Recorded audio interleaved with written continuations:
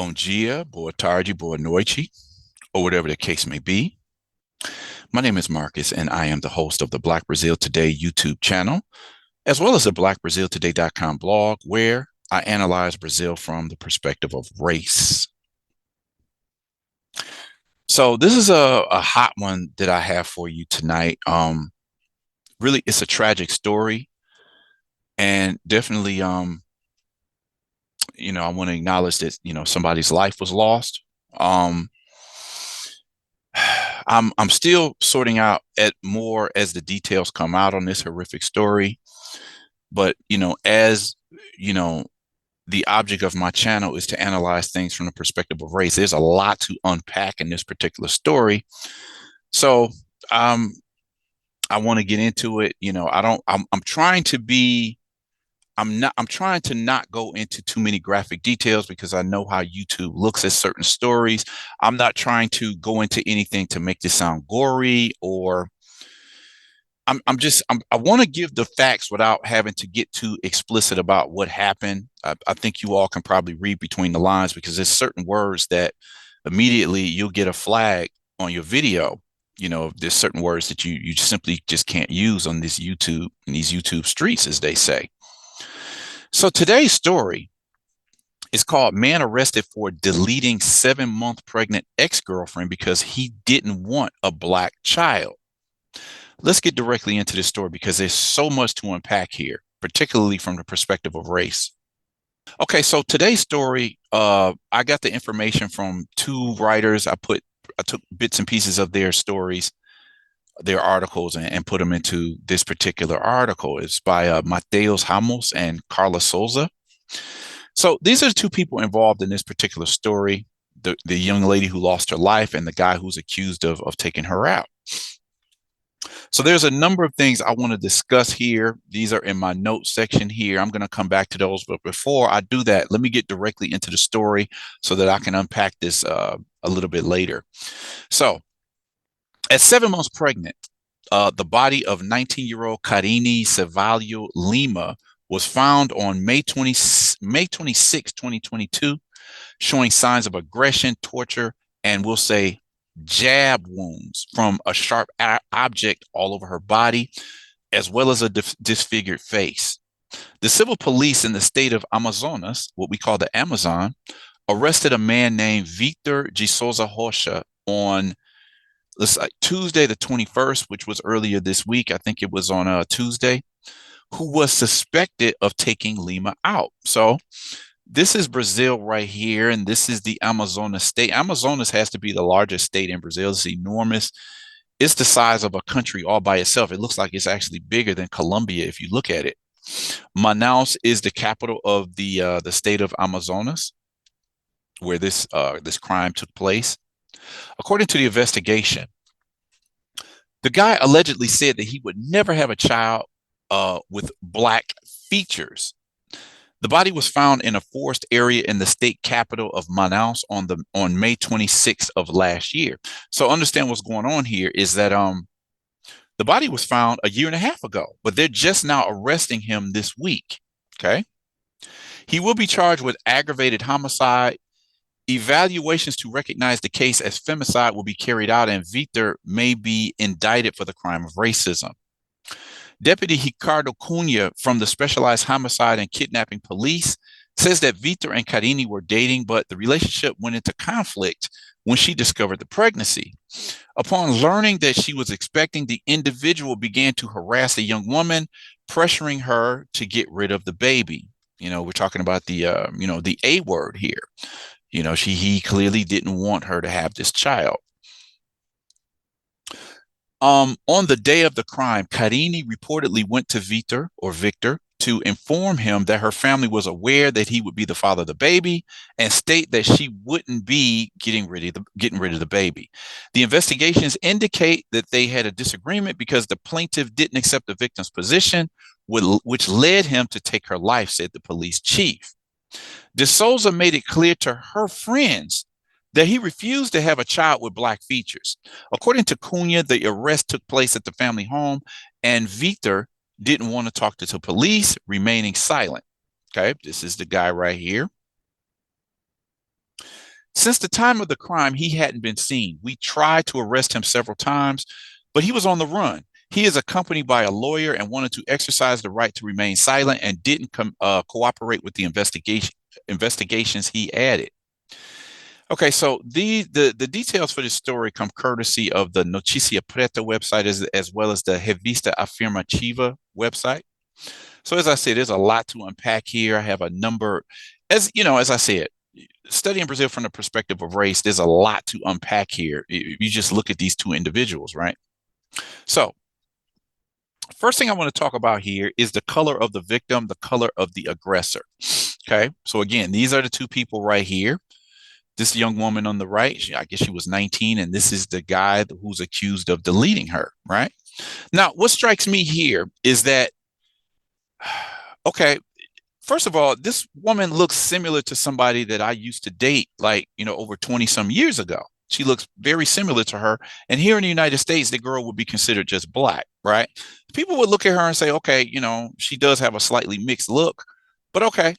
Again, I've said this in a previous video. If she was born in the United States in a black community and she spoke black English, she would be just accepted as black.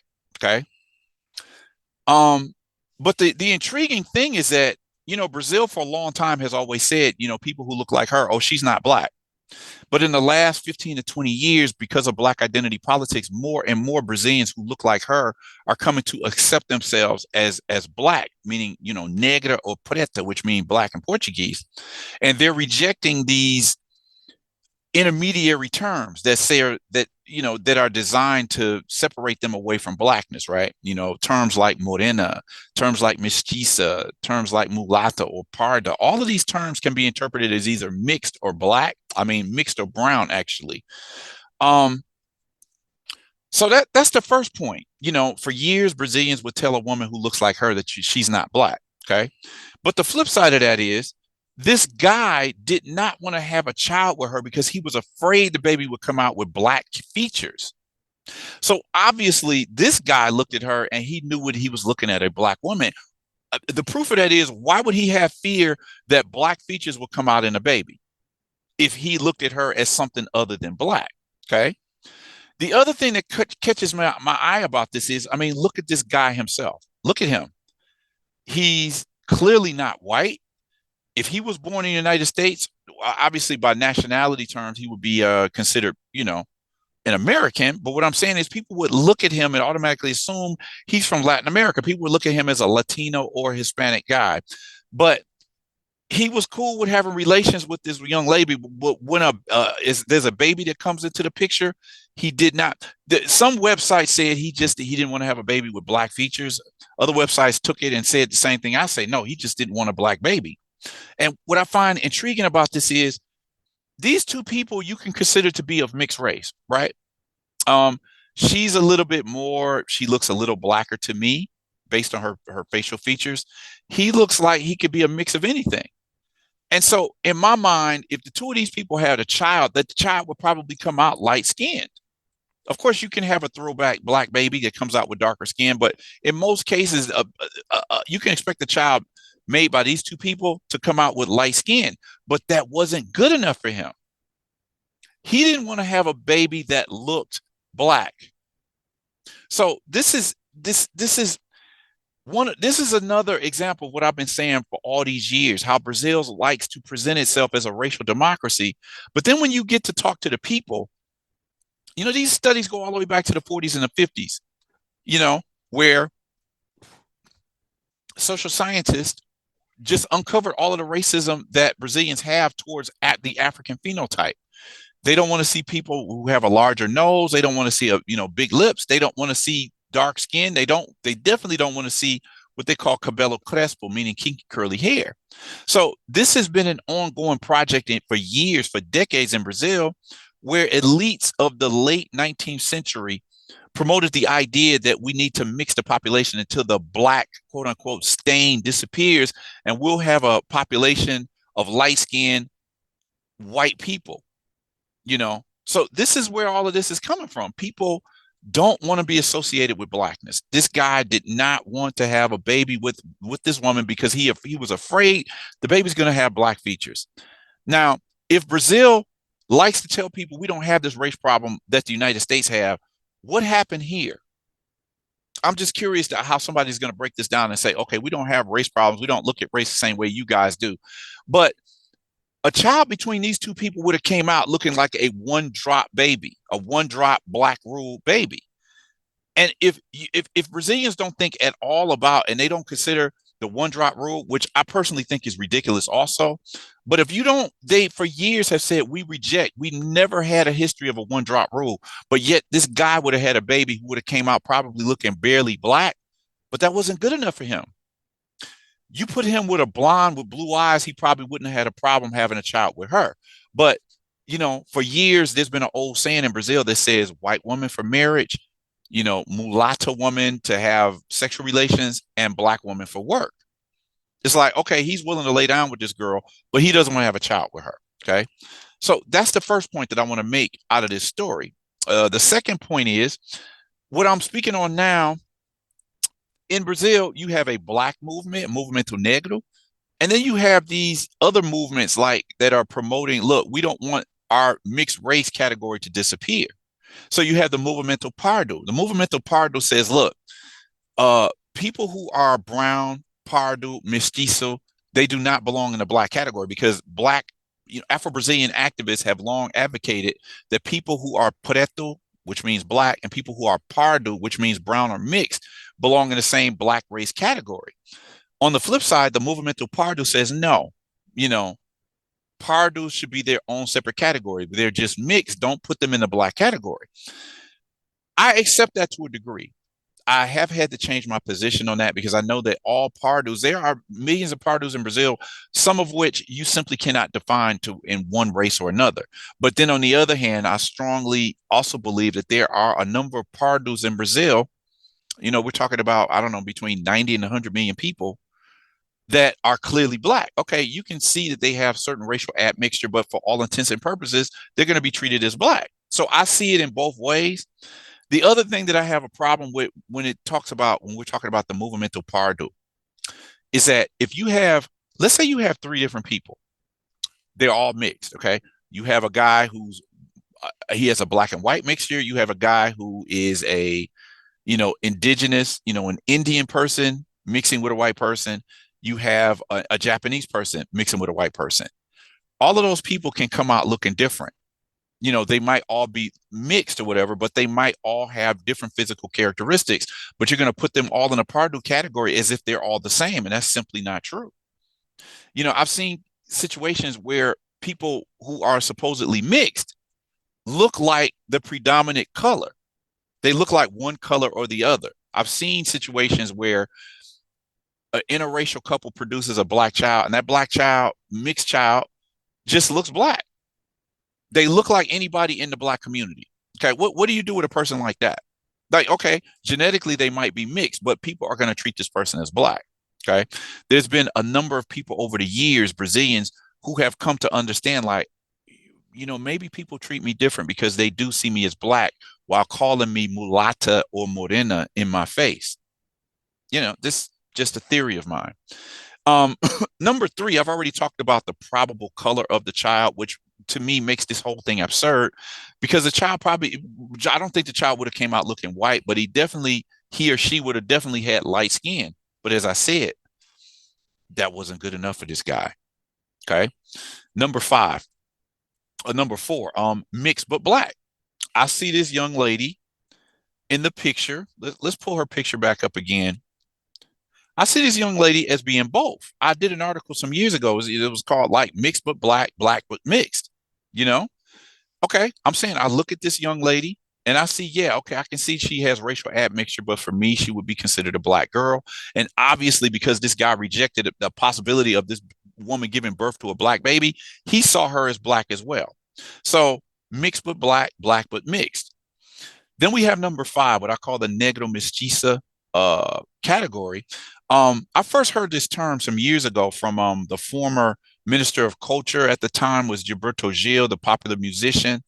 And he says, maybe we should start calling, blacks in Brazil negro mestizos because, okay, Yeah, these people are mixed, but it's the African ancestry that will lead them to experiencing discrimination in the country. So he suggested using the term negro mestizo.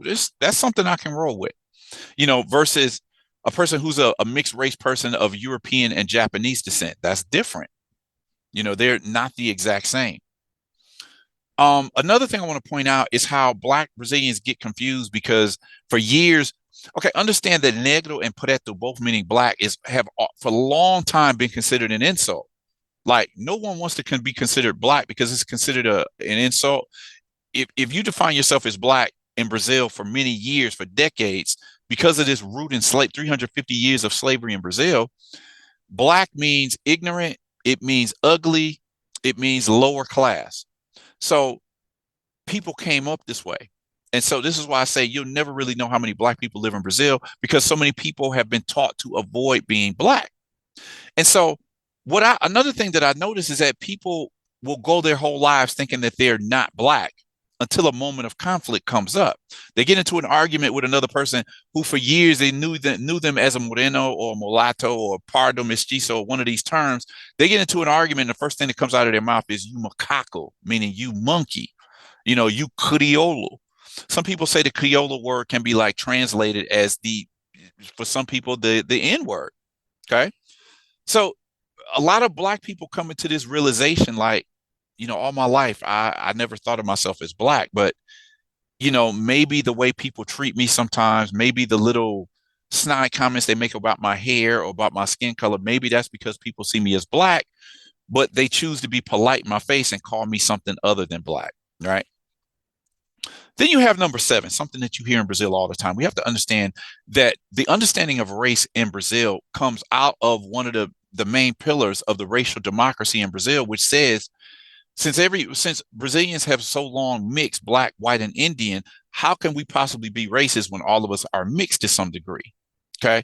So the idea says, or something you'll hear from people, I'm not racist because I dated a black man or a black woman. It's like they don't see that. It's one of the main excuses they'll give. And we should all know by now that just because a person is willing to, have relations with you, that doesn't mean that they still don't see one race as being superior over the other. We've seen cases of this in the United States. We've seen cases of this in Brazil. This one woman did a whole thesis that became a book that showed this racism within mixed race families in Brazil. Like within the family, there's a racial hierarchy from the white side of the family and the black side of the family. And the kids that come up out of that, the whiter side of the family will, speak of this side of the family pejoratively.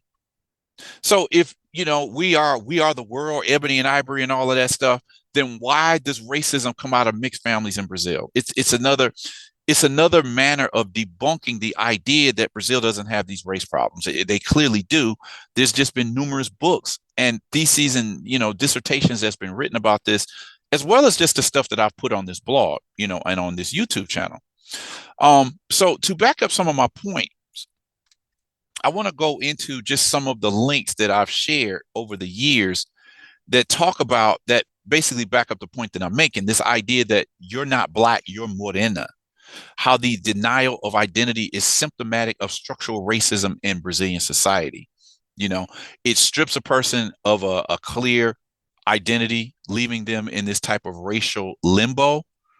And then some of these people only come to define themselves as black or understand themselves as black after they experience some type of racist incident. I'm 32 years old, but I've only been black for 5 years. Through her children and understanding of her own features, a consultant transitions into blackness. So this is a woman that, she discovered she was black. She's only at this point that this article was released, she was 32, but she had only been, come to this idea of being black for 5 years because of all of those years. She probably had the same experience as many Brazilians. Oh, you're not black. You're too pretty to be black. Why would you call yourself black? You're a morena. You're a mulata. You're a mestiza. Until something changed in her life. As she said, part of it was because of her having kids. I know she has kids with a black man. So, a lot of Brazilians, it takes them years to come accept themselves as black. Let's take a look at this story. This is another thing that you hear in Brazil all the time. Former President Jair Bolsonaro's former lawyer accused of calling a Pizza Hut worker a monkey says he's not racist because what? He's already dated a black woman.